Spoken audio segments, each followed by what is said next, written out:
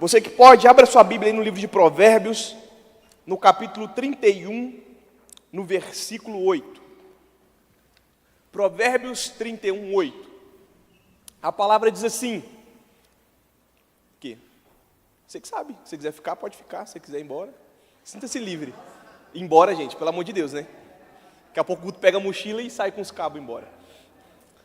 A palavra de Deus diz em Provérbios: abra a boca a favor dos que não podem se defender.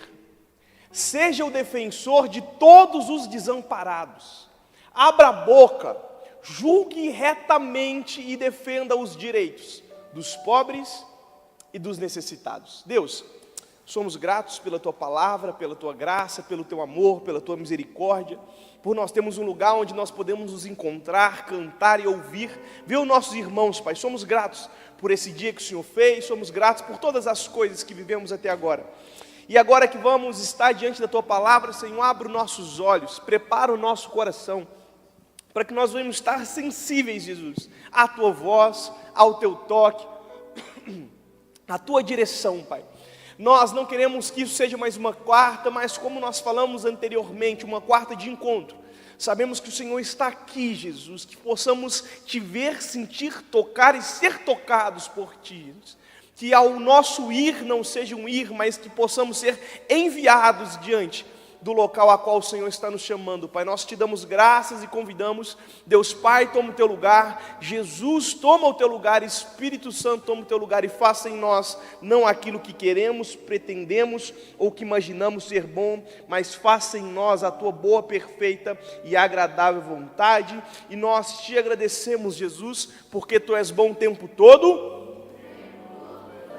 e o tempo todo Tu és bom. Então vamos lá, hoje eu quero conversar com vocês a respeito de um tema, e o nosso tema hoje é tananã, e hoje eu que fiz o tananã e deu errado, hein?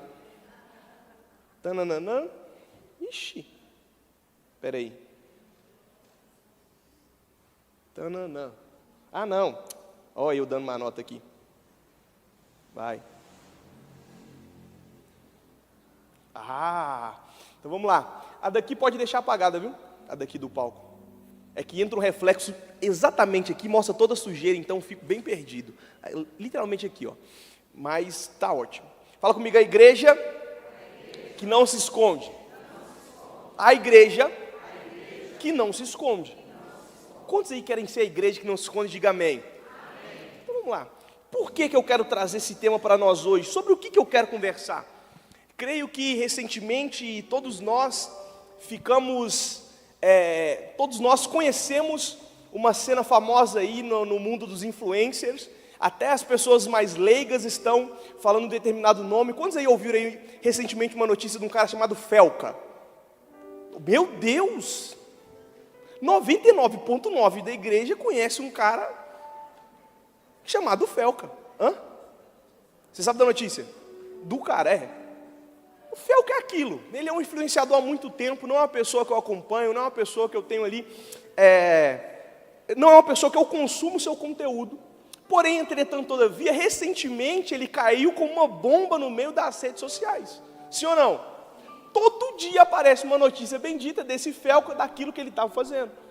E o que chamou mais atenção? Eu lembro que eu vi o vídeo dele, a Sabrina me falou, eu fui no YouTube e vi, o vídeo dele estava com 4 dias e tinha batido, acho que 50 ou 60 milhões de visualizações, e sem patrocinar, sem nada, enfim, ele alcançou algo muito grande diante daquilo que ele fez. E eu pergunto-lhes, o que ele fez? Ele simplesmente apontou algo que estava errado no mundo que nós vivemos, sim ou não? Ele ficou indignado. O vídeo dele, para quem não viu, é sobre a adultização. O que é a adultização? É quando seres humanos adultos, porém pensam como crianças, expõem crianças a coisas que elas não deveriam estar vivendo. Então, quando nós vemos, isso aqui é público, então por isso que eu posso citar nomes, quando nós vemos aquele Ítalo lá com a casa cheia de adolescentes, meninas sem roupa, sendo colocadas em situações terrivelmente constrangedoras, que afetará elas no futuro, como ele demonstrou muito bem ali no dossiê que ele está fazendo dos processos. São coisas que nós estamos acostumados a ver de vez em quando, e às vezes cria até um incômodo, mas o que nós fazemos diante de tudo aquilo que nós temos visto? Não só sobre isso, mas diante de todas as maldades, de todo esse mundo esquisito, qual tem sido o nosso papel? Qual tem sido a nossa resposta? Porque essa mensagem vem de um lugar que eu falo de um lugar em que a igreja teria que se levantar como um sentinela e falar um basta. Nós precisamos de uma pessoa que ela é indiferente. Uma pessoa que não tem a mesma fé que eu falo, uma pessoa que não se reúne num culto, uma pessoa que não tem ali a vida falando que ama Jesus, que é cristã, enfim, ele fala que crê, mas se você ver o resto dos vídeos ali, muitas das vezes o conteúdo dele é complicadíssimo. Mas ele se colocou como resposta de uma dor do tempo que nós estamos vivendo. E nessa ação do Fel que eu falo que ele foi mais crente que 99,9% da população cristã do mundo. Porque ele não se conformou diante da maldade que estava diante dos teus olhos. E nós, que falamos que servimos a Jesus, que seguimos a Ele, nós que carregamos o pseudônimo de cristãos, o que nós somos? E quando nós olhamos aqui para Provérbios, nós ficamos diante de um terço do conselho da mãe de Lemuel, dando a ele. E ela diz: abra a tua boca a favor dos que não podem se defender, e seja defensor de todos os desamparados. Isso aqui é a mãe dando um conselho para um rei, diante daquilo que ele deveria fazer, diante daquilo que ele deveria ser uma resposta. E o que me indigna muito é que nós tivemos que, diante de uma situação terrível dessa, esperar uma resposta de um lugar que nós nunca imaginaríamos, do influenciador que nós nem acompanhávamos. Mas aprove o Senhor usar a vida daquele cara para ser resposta para a nossa nação. Mas o que me assusta é se Deus está precisando tirar a resposta de lugares improváveis, o lugar de onde deveria ter a resposta está em silêncio. Porque se a igreja tivesse de fato pronta, dizendo: Senhor, o que o Senhor quer fazer através de nós, faça. Ele não precisaria usar alguém de fora. Ele usaria seu próprio corpo, a sua própria noiva. A questão é que quais têm sido os nossos interesses? Quais têm sido os focos dos nossos cultos, das nossas orações? O que a gente está fazendo aqui? Se cada vez o mundo está pior e nós estamos parados, o que a gente está fazendo? Isso me incomodou demais, no sentido de o nosso papel funcional como igreja. Eu lembro muito bem de uma vez que eu falei: e se amanhã eles fecharem a porta da catedral, sabe? Embargou, terminou para sempre. O que a nossa comunidade falaria daqui? Fala sério. Eles olhariam para cá e em quanto tempo eles descobririam que nós estamos fechados? Uma semana, um mês, um ano? Talvez alguém passaria e falava: aqui era uma igreja. Qual que é o papel fundamental que nós estamos exercendo na nossa comunidade, no nosso bairro, no nosso estado? Qual tem sido o nosso papel funcional, além do levantar as mãos, além do abrir da palavra? O que a palavra tem arrancado de nós? O que ela tem gerado nos nossos corações? Será que nós perdemos o senso de indignação com o mundo que vivemos? Ou será que nós estamos tão confortáveis dentro das quatro paredes, que nós perdemos a coragem que Jesus veio manifestar, quando Ele encarnou no Filho? O que está acontecendo com nós? O que está acontecendo com o mundo? E por isso que a mensagem hoje é a igreja que não se esconde, a igreja que não teme, a igreja que ama Jesus, e a igreja que está disposta a dizer sim para aquilo que Ele quer fazer, por mais louco que seja. Meus amigos, minhas amigas, meus irmãos, minhas irmãs, Deus tem uma resposta desse mundo, para esse caos, mas Ele precisa que nós nos levantemos e digamos sim àquilo que Ele quer fazer.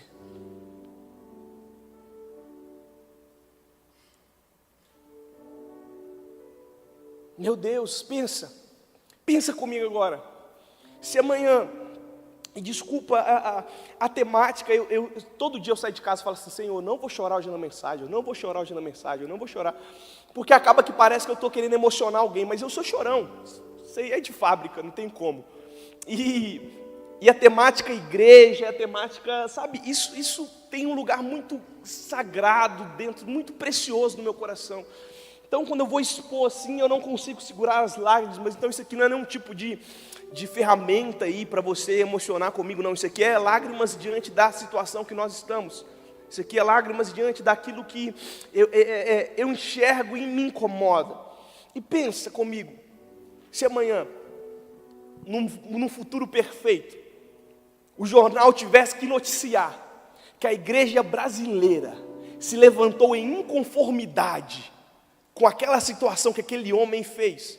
Que notícia linda! Por quê? Porque o mundo voltaria os olhos para nós e falaria: uau, eles têm cumprido o seu papel e revelado o Cristo que eles pregam. Sim ou não? Meu Deus, olha a porta da oportunidade que nós tivemos de revelar o Pai, mas não fizemos. Então aquilo que poderia ter sido um testemunho para nós, caiu para alguém que não tinha nada a ver com aquilo que nós queremos propagar. Aonde nós estamos vendo problemas no mundo que vivemos, o Senhor quer nos dar uma possibilidade de testemunharmos, e assim mostrarmos para as pessoas Cristo através de nós. Não em cultos, mas com aquilo que o culto gera em nós, com nossas ações, com as nossas posições, com aquilo que nós fazemos diante de tudo aquilo que nós recebemos. Então nós temos que entender o seguinte, que há momentos na história que vivemos, em que o mal deixa de agir nas sombras e começa a desfilar nos lugares. E nós vemos um tempo hoje que os dias estão malucos da cabeça. A gente vive num tempo em que, deixa eu ver, tem criança aqui? Não, né? Na Liz não entende o que eu estou falando. Não tem. Aleluia. A gente vive, é porque, né, a gente vive num tempo em que a gente conhece um filho que filma a mãe fazendo conteúdo adulto. Você tem noção do que eu acabei de falar? O problema não é só ele fazer isso, o problema é que tem gente que consome. E o que mais me indigna é que pode haver a possibilidade de pessoas na igreja consumindo esse tipo de conteúdo. Esse tempo precário que a gente vive, em que nada mais faz sentido, tudo é deplorável, sabe? A gente está muito confortável cantando boas músicas numa igreja bem estruturada, sendo que o mundo está cada vez mais devasso, mais perdido, mais caótico. É por isso que o Senhor está nos chamando para ser uma igreja que se ergue, uma igreja que não teme, mas uma igreja que levanta a bandeira daquilo que Ele é. E quando existem momentos como esse, isso é uma oportunidade, um teste para a sociedade, também para a igreja, para mostrar: igreja, o que vocês estão fazendo? Para mim particularmente, essa mensagem é um testemunho. Para mim particularmente, o que o Felca fez foi um tapa na minha cara. Um tapa na minha cara. Um socão, pof. Falando: Samu, um chute da Nath de Muay Thai. Samu, o que você está fazendo, cara? O que você está fazendo? Isso para mim foi um alerta diante daquilo que o Senhor quer operar através de mim. Eu me vi num lugar muito confortável, falei: Senhor, eu preciso fazer algo diferente diante do mundo que a gente está vivendo.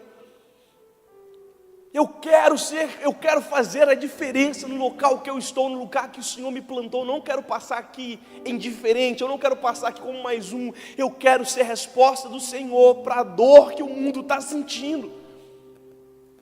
Esse é o meu desejo, e isso trouxe um incômodo para o meu coração. E a gente vive numa era em que tudo está virando tendência e tudo está normalizando. Os projetos do diabo têm cada vez mais ficado evidentes, e nós estamos silenciados em nossas igrejas. E nós entendemos o quê? Que projetos assim, eles tomam proporção quando o quê? Quando a verdade se cala. Quando a igreja fica fraca na sua voz. Quando a fé se sente confortável nas paredes do templo. Quando a santidade, ela é apenas um código de conduta particular e não um poder transformador público. Quando a fé serve só para falar o que é certo e errado, a gente acha que crente é isso. é eu falar, isso é pecado, isso não é pecado, isso é pecado, isso não é pecado. Irmão, esquece.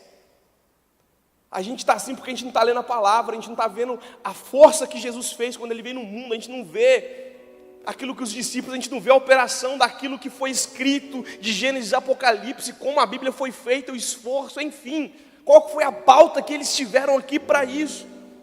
A fé se tornou um código de conduta e nós estamos satisfeitos nesse lugar? Não, isso tem que trazer indignação para os nossos corações, porque a fé, o Evangelho nunca nos chama para um lugar de esconderijo.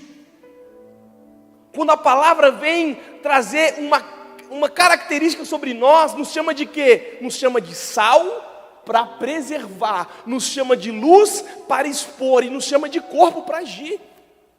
Essas são as características da igreja: sal, luz e corpo. Se o sal fica no meio do sal, a gente vai preservar o quê? Se a luz fica no meio da luz, a gente vai iluminar o quê? Se o corpo fica parado, ele vai fazer o quê? A gente está disfuncional diante do mundo que nós estamos vivendo, e essa mensagem eu quero que ela te incomode mesmo. Eu quero que essa mensagem te leve para um lugar de desconforto, você falar assim: meu Deus, é para esse lugar que eu quero caminhar até o fim, é isso que eu estou fazendo com aquilo que eu acredito. Na minha quarta-feira eu vou para a igreja para quê? Para ouvir aquilo que o Senhor quer fazer através de nós. Então nós entendemos que espiritualidade não é fugir do mundo. Espiritualidade é encarnar o reino, é entender aquilo que o Senhor quer fazer no nosso tempo, é abraçar as verdades que o Senhor tem para ministrar nos dias que vivemos. E eu quero que uma pergunta te persiga o resto da sua vida. A minha oração é essa hoje: Deus, em nome de Jesus, quando essa pessoa abrir e fechar o olho, que ela pense só numa coisa, essa pergunta: amém. Se a nossa fé não faz diferença para o mundo que vivemos, eu pergunto para vocês, ela faz sentido para Deus? Sim ou não? Vocês estão muito calados, meus queridos. Se a nossa fé, ela não faz diferença em lugar nenhum, pergunto para vocês, qual o sentido da nossa fé? Qual o sentido do Evangelho, do reino, da morte e ressurreição de Cristo? Qual o sentido das nossas reuniões? Qual o sentido do Deus escrevendo a história? Qual é o sentido da igreja? Qual é o sentido do sal? Se nossa fé, ela não afeta os lugares que nós estamos, eu não creio que essa fé faça sentido para o nosso Deus eterno. Porque quando Jesus encarna, Ele não apenas prega. Se você vê os passos de Jesus, Ele não vem querendo uma oportunidade nos cultos. Você não vê Jesus na porta dos templos falando: ô, me dá uma moral aí. Deixa eu dar uma palavra, eu tenho uma palavra forte para vocês aqui hoje. Quantas vezes que a gente vê Jesus no templo, quando é pequenininho, dando um show para os caras, depois derrubando as mesas, porque a preocupação que Jesus veio mostrar era outra. Jesus veio derrubar, sabe o que? A nossa religiosidade. Ele não veio acabar com o culto, Ele não veio acabar com a igreja, Ele veio nos ensinar a ser igreja de verdade. Ele veio nos ensinar que igreja é ser mais que 4 paredes, que igreja é ser mais que um encontro semanal, mas igreja é receber, encarnar aquilo que nós acreditamos e manifestar no outro aquilo que nós temos. Isso é ser igreja. Por isso que Jesus não vem preocupado para nos ensinar a fazer culto. Ele veio nos ensinar a parecer com o Pai. Então o Senhor, Ele não vem apenas pregar, mas Ele confronta injustiças. O Senhor, Ele abraça excluídos, Ele defende vulneráveis, e Ele levou esperança a quem não tinha capacidade mais de pedir socorro. Jesus foi na margem dos lugares para mostrar que ainda havia esperança para todas aquelas pessoas. Então nós temos que entender que se nossa fé não faz diferença para o mundo, será que ela faz sentido para Deus? Porque quando a igreja se cala diante das injustiças do mundo, ela troca o púlpito pelo banco dos réus. Porque aquele que sabe que deve fazer o bem e não faz, esse está cometendo pecado. Está vendo?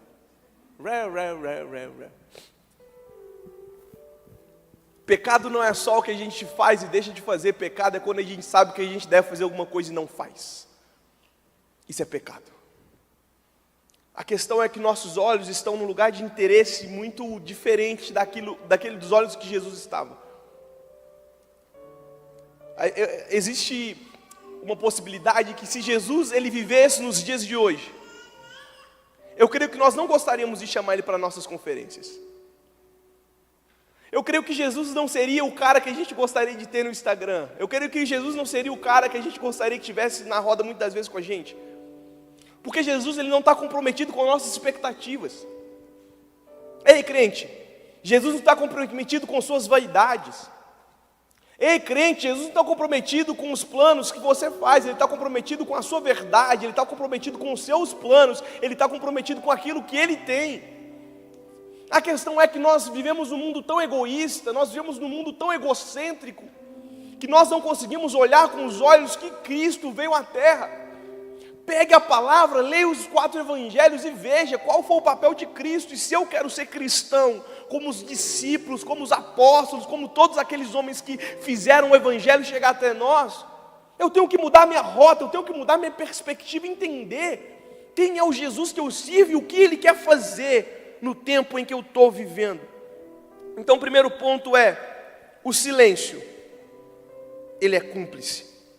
O texto que nós lemos em Provérbios é da mãe de um rei, indicando ele que abrir a boca é mais que falar, é assumir uma causa. Porque muitas vezes a gente acha que apenas o fato de a gente ficar falando demais, a gente está fazendo muito. Que apenas o fato de a gente postar alguma coisa, respostá-la no Stories, hoje eu evangelizei, pastor, aleluia. O que você fez? Postei um versículo no meu Stories. Oh, glória, meus queridos. Jesus deve estar vibrando no céu com o seu Stories postado assim. Os discípulos lá, tudo morto, decapitado, cortado, apedrejado, tá assim, nossa. Aí se arrebentou. Porque um Stories é um Stories. Eu usei uma camisa hoje no meu serviço. Gente, para. A gente não quer esforçar, a gente não quer sair da zona de conforto para a gente ministrar o Cristo que nos chama para entrar nesse lugar. Então a gente tem que entender que o silêncio ele é cúmplice. Então, se eu entendo a verdade das Escrituras, eu não tenho que apenas abrir minha boca, mas assumir a causa. Senhor, se isso me incomoda, eu vou fazer algo a respeito. Eu, por exemplo, vi na nossa gestação, o início foi bem complicado. Então a Sabrina, ela teve diversas coisas que teve que fazer, que teve que ter auxílio. E eu fico vendo aí várias mães que vão ter filhos em situação ali totalmente carente. Eu fico, Senhor, e se essas mulheres tiverem um pouquinho da dificuldade que nós temos e o Senhor nos deu uma condição que deu para suprir essas necessidades, mas e as pessoas que não têm? O que serão delas? O meu sonho, eu falo que eu já converso com algumas pessoas, é fazer uma ONG que atende mães em necessidade para que elas possam ter suporte nesse sentido, para que ela possa ter um atendimento, para que ela possa ter ali um suporte de fato, para que ela não fique desesperada. Porque para nós, gente, e aqui eu quero jogar algo para que você entenda o nível da hipocrisia que nós vivemos. Se eu perguntar aqui, quantos são a favor da vida? Todo mundo vai levantar a mão, sim ou não? Mas o que a gente faz para a vida que vem? Estou te perguntando, não, isso aqui é um papo sério, é uma conversa. A gente quer que nasce, mas e aí? O que a gente faz para essa mãe ter uma boa condição da criança nascer? O que a gente faz quando a criança nasce? Porque aí fica marginalizada, aí vai para o crime, aí depois a gente quer que a criança dê um jeito na vida dela. Não é assim, meus queridos, a vida não é esse morão que a gente pensa. A gente muitas vezes, a gente não entende. Eu lembro muito bem que eu tinha uma visão muito diferente das coisas antes de fazer estágio no Ministério Público Federal. A minha cabeça mudou. Eu criticava muitas das vezes, não, porque isso, porque aquilo. Quando eu comecei a trabalhar naquele lugar e eu entrei para... Nós fazíamos parecer por os benefícios ali de LOA, esses benefícios de assistência social, nós que dávamos parecer. E às vezes chegava cartas para nós, e cartas documentadas em perícias, de famílias de 9, 10 pessoas, sobrevivendo com R$350 num cômodo totalmente sujo, onde o banheiro era uma caixa de papelão, onde passava esgoto na frente e atrás, uma pancada de Ah, mas não deveria ter criança, deveria ter esse cuidado. Meus queridos, não cuidou. A gente fica muito bom para resolver problema que já está pronto, hein, meus queridos? Esquece isso, a gente tem que resolver o problema que está batendo na porta. E estava lá aquela família, aquela penca de gente, sobrevivendo com R$350. Eu ficava assim, meu Deus, como que pode? Como que pode? É loucura. Mas aquelas pessoas precisam de pão, precisam de abraço, precisam de roupa, e isso foi me incomodando, porque a gente vive muitas das vezes totalmente desligado diante do país que a gente vive. Nós vivemos num país miserável, onde a pobreza reina, onde pessoas nesse exato momento estão morrendo de fome, morrendo de frio, morrendo de sede. E a gente está aqui pela graça de Deus, nesse lugar maravilhoso, quentinho, com os irmãos do lado. A questão é que se nós ficarmos apenas nesse movimento de culto vai embora, culto vai embora, culto vai embora, nós não estamos obedecendo o lugar que o Senhor está nos chamando. Quando nós abrimos a boca, nós temos que assumir a causa. Nós temos que entender que nós somos respostas e nós temos que não ficar silentes diante disso. Nós temos que entrar a favor daqueles que não podem falar e nós temos que julgar retamente o nosso lugar de conforto, para que essas pessoas possam ser alcançadas. Segundo ponto é a falsa espiritualidade.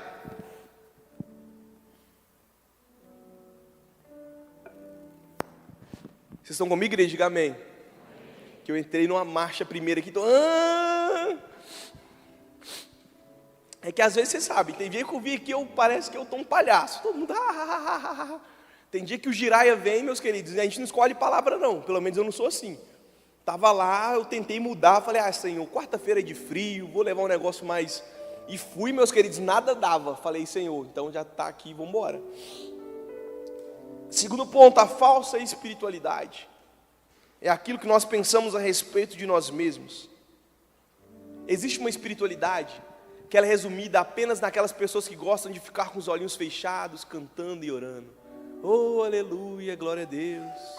Oh, santo, santo é o Senhor. Gente, isso é uma delícia. Sim ou não? Nosso louvor é maravilhoso. O povo aqui manda muito. A gente sente quase do ladinho de Deus com o povo cantando e tocando aqui. Olha o fundinho do Guto aí. A gente fica extasiado. Eu amo ser igreja do Senhor. É aquela música lá que virou até polêmica uma vez, né? E eu nunca lembro a letra dela. Que nananã, nananã, é a igreja. O Coliseu não parou, é a igreja. Os leões não pararam, a gente canta. Glória, posta. Não, nem precisa dar nota, meu irmão. Não faz com a igreja, não. Essa risada me deixa triste, mas beleza. Já basta meu sogro, né, filho? O povo conhece minha capacidade negativa de cantar. A gente canta. É isso. Meus queridos, para. A gente sabe que existe algo que nós estamos em déficit. A gente sabe que algo precisa ser feito, além de cantar.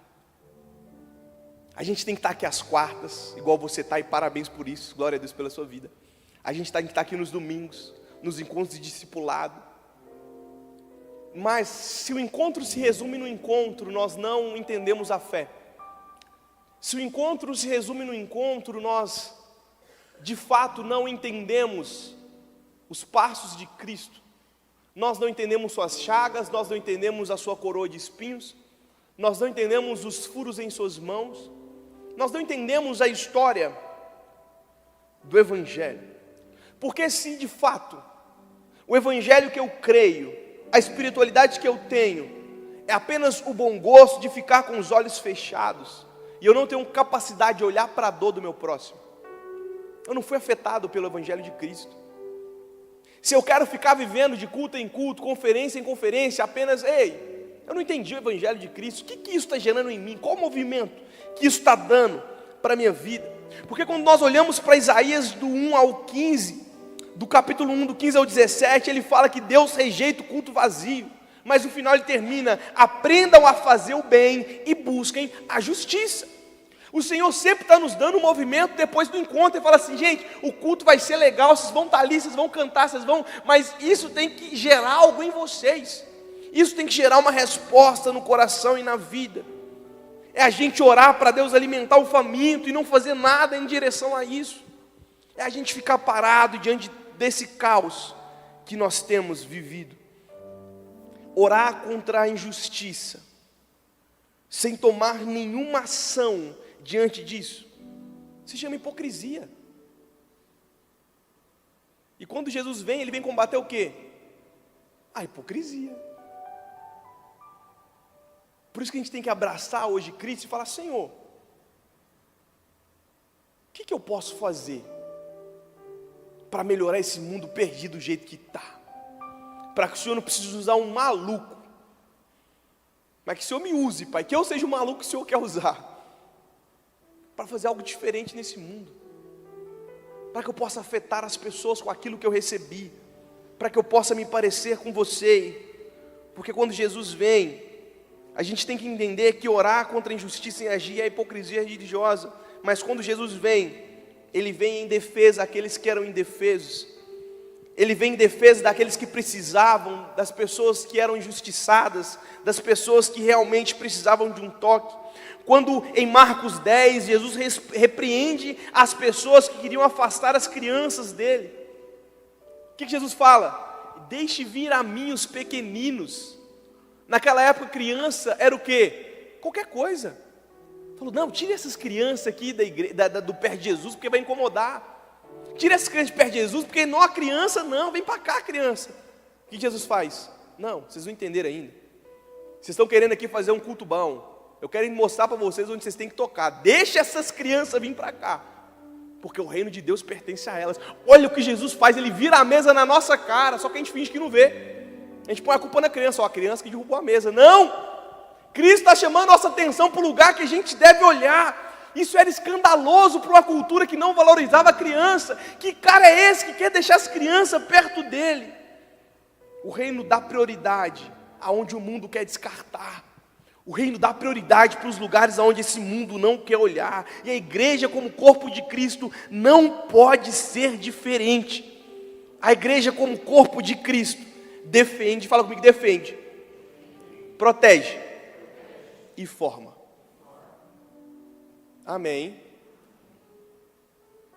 Chega de ficar aí dando piti por causa de política.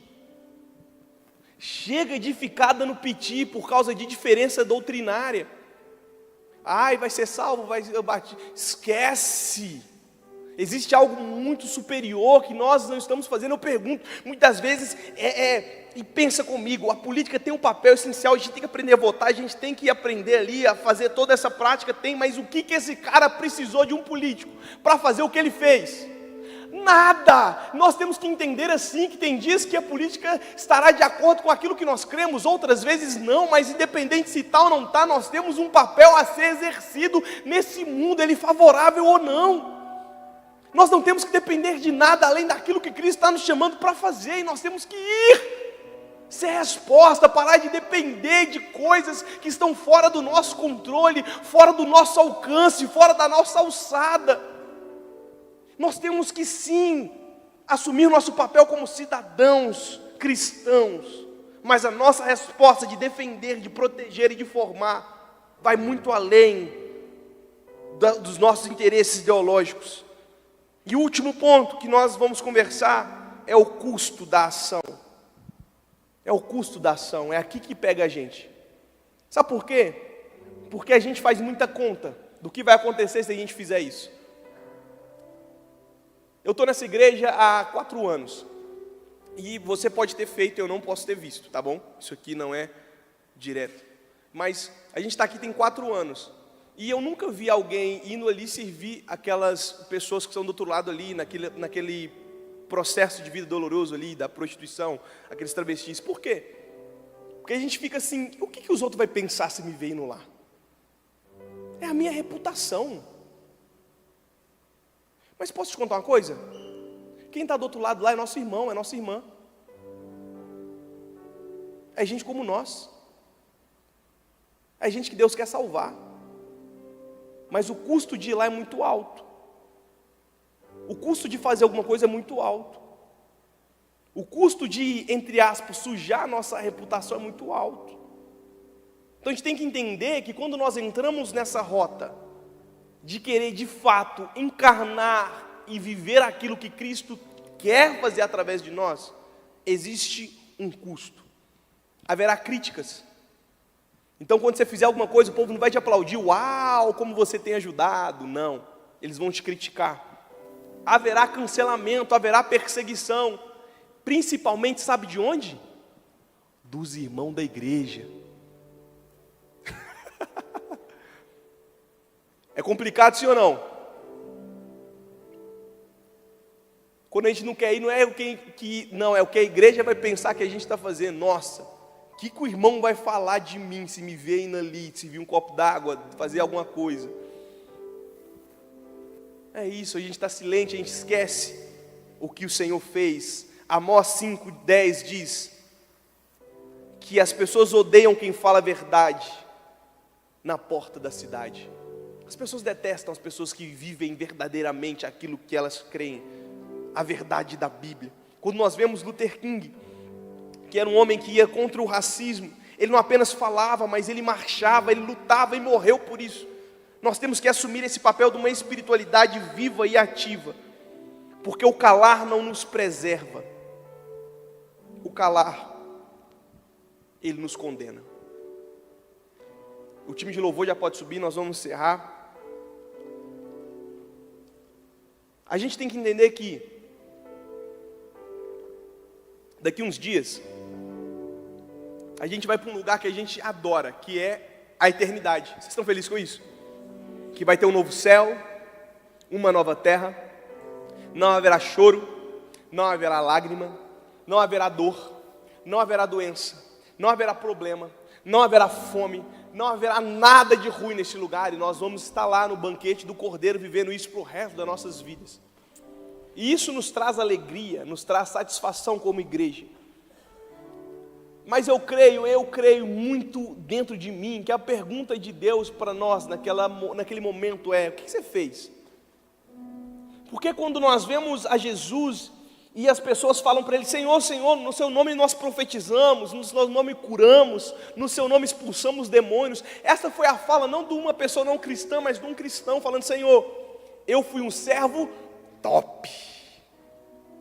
Tudo o que o Senhor pediu eu fiz. Sim ou não? Eu orei, gente, comigo, né? Sim ou não? Vocês estão malucos, né? Sejam bem-vindos à minha cabeça. Senhor, tudo o que você pediu eu fiz.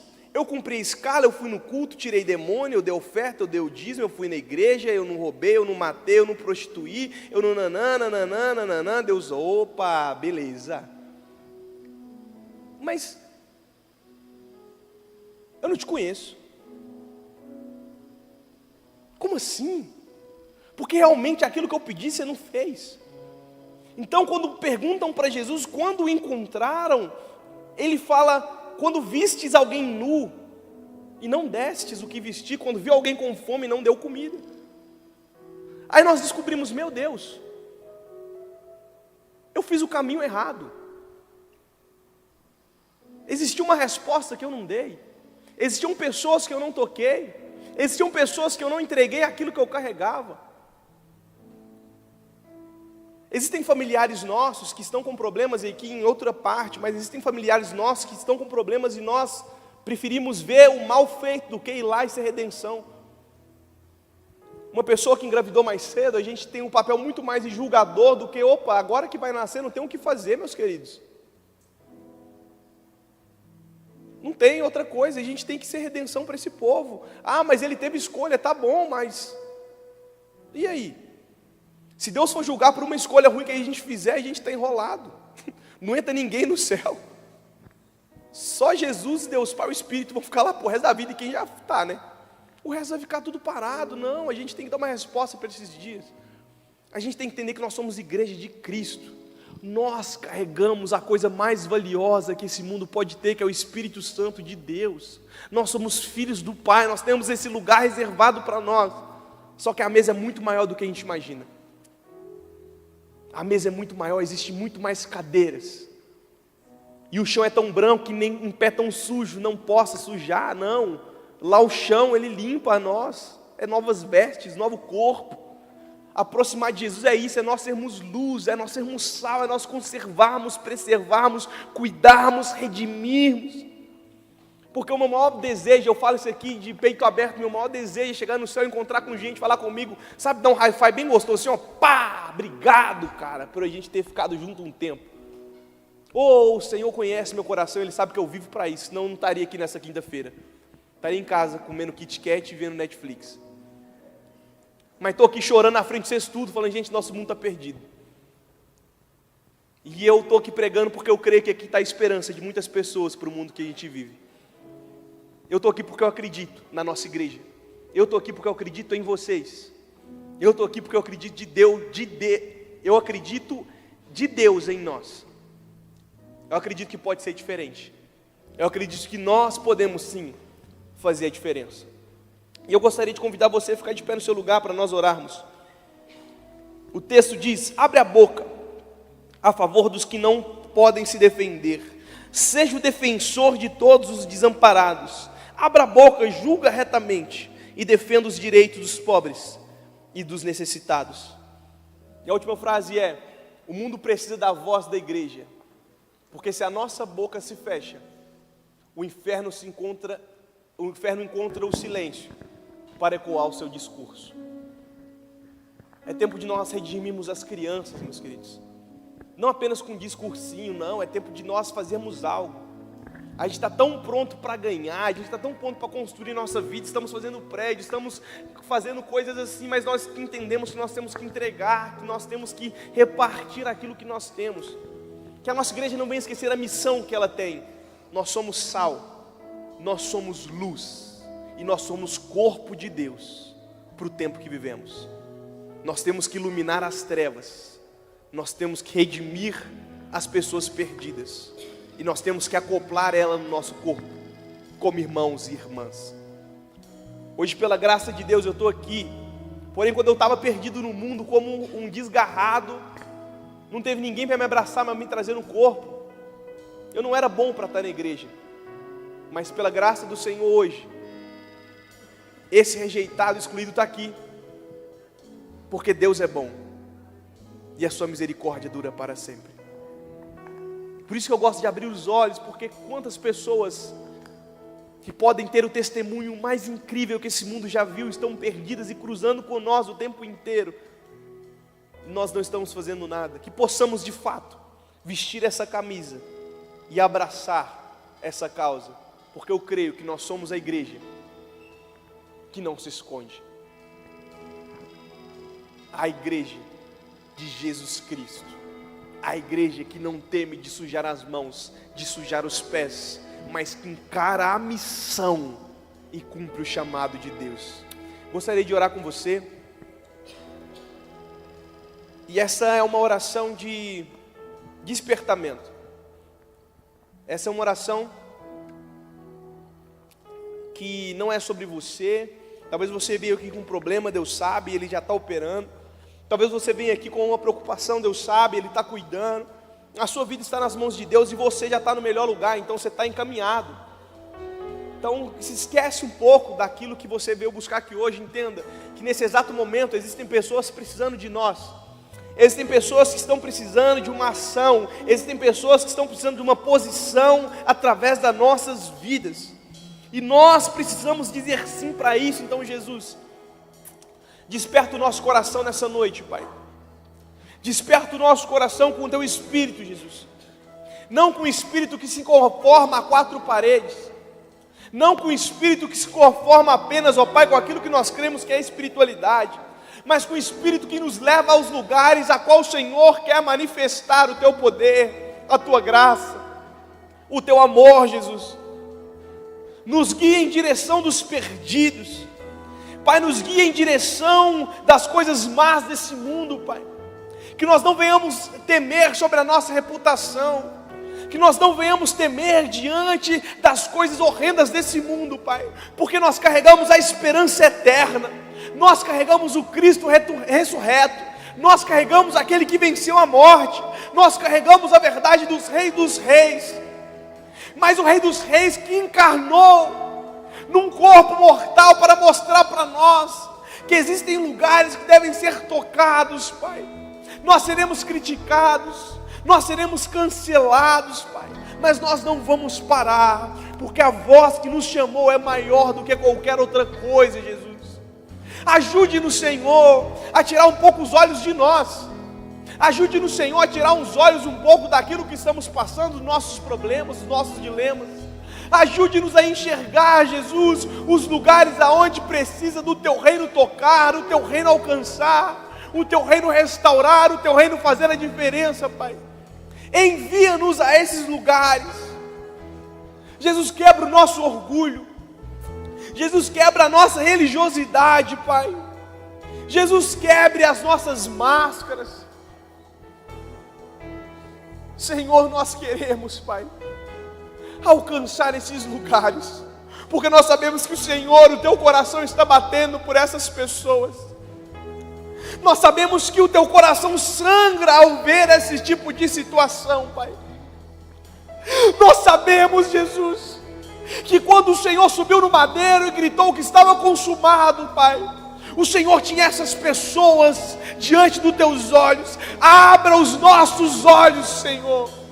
Abra os nossos olhos diante das coisas que o Senhor quer fazer, Jesus.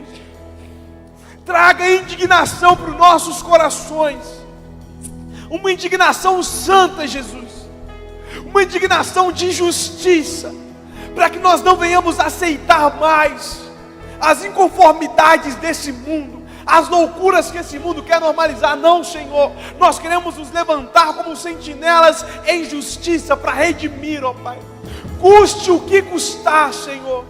Nós queremos ser a Tua imagem, a Tua semelhança.